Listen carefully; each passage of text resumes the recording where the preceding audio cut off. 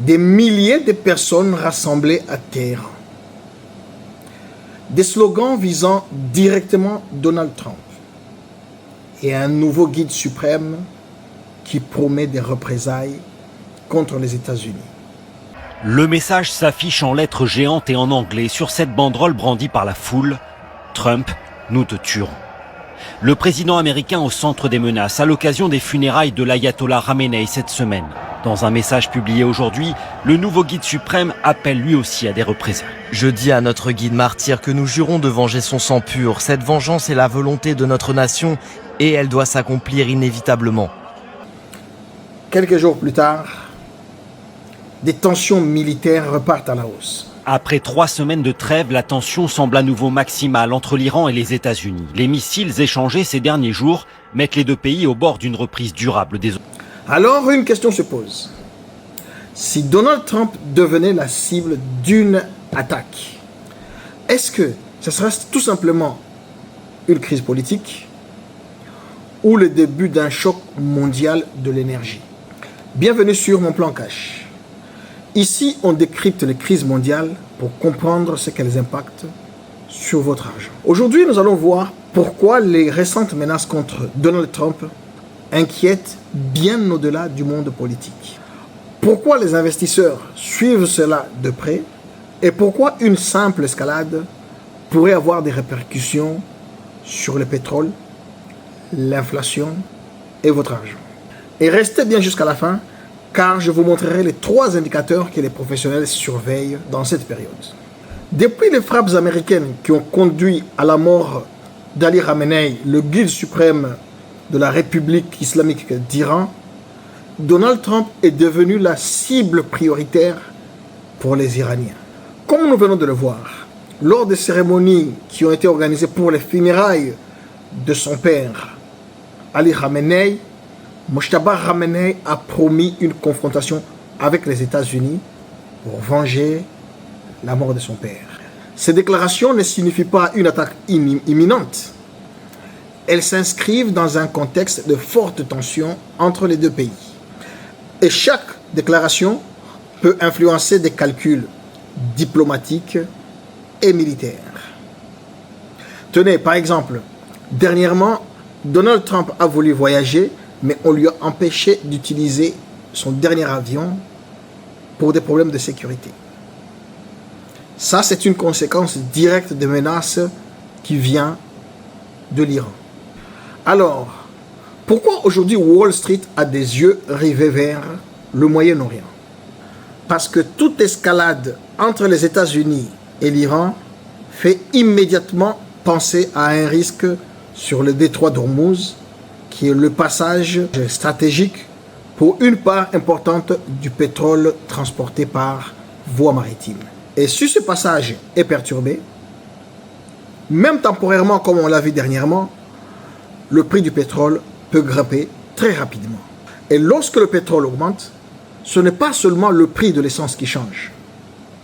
C'est le prix de vos transports, c'est le prix de la production, c'est le prix même de l'alimentation. Et donc, résultat des courses, l'inflation peut repartir à la hausse. Cette situation, comme vous venez de le comprendre, peut entraîner des effets dominos sur votre argent. C'est pour cette raison que les investisseurs professionnels suivent de près cette crise avant même qu'elle ne fasse la une des journaux économiques. Comme promis en début de la vidéo, les 3 signaux que les professionnels investisseurs surveillent vis-à-vis de cette crise sont les suivants. En premier, nous avons le pétrole, comme d'habitude. Le pétrole représente souvent le premier signal. Une hausse rapide du Brent est souvent l'un des premiers signes d'une inquiétude sur les marchés. Le deuxième signal ici, c'est le dollar. En période de fortes incertitudes, de nombreux investisseurs se réfugient sur des actifs qu'ils jugent plus sûrs, entre guillemets. Et enfin, le troisième signal, c'est le marché action. Une correction brutale des indices peut traduire une montée de l'aversion au risque. Ce n'est pas une certitude, mais ce sont les indicateurs que les investisseurs professionnels surveillent de près. Maintenant, la question qu'on se pose, c'est Faut-il maintenant changer de stratégie d'investissement? Face à ce type de crise, beaucoup ont le réflexe de vendre dans la panique. Pourtant, l'histoire montre que les marchés traversent régulièrement des épisodes turbulents de géopolitique. Pourtant, l'histoire montre que les marchés traversent régulièrement des épisodes géopolitiques majeurs. Ce qui fait souvent la différence, ce n'est pas la crise elle-même, c'est la façon dont les investisseurs réagissent face à elle. Si vous investissez à long terme dans des ETF diversifiés, l'essentiel est généralement de garder une stratégie cohérente plutôt que de prendre des décisions sous le coup de l'émotion.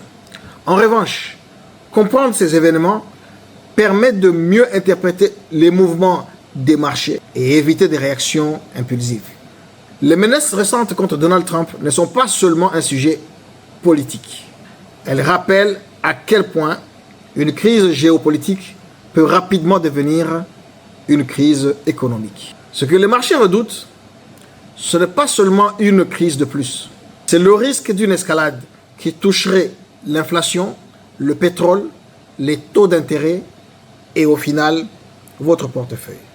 La vraie question n'est donc pas que va faire l'Iran demain, mais la vraie question est si cette confrontation franchit un nouveau cap, êtes-vous prêt à comprendre ce qui se passe sur les marchés avant la majorité des investisseurs? Si vous voulez comprendre les forces qui influencent votre argent avant qu'elles ne viennent évidentes, abonnez-vous sur mon plan cash. Et dites-moi en commentaire, selon vous, le plus grand risque aujourd'hui est-il la flambée du pétrole ou une réaction excessive des marchés?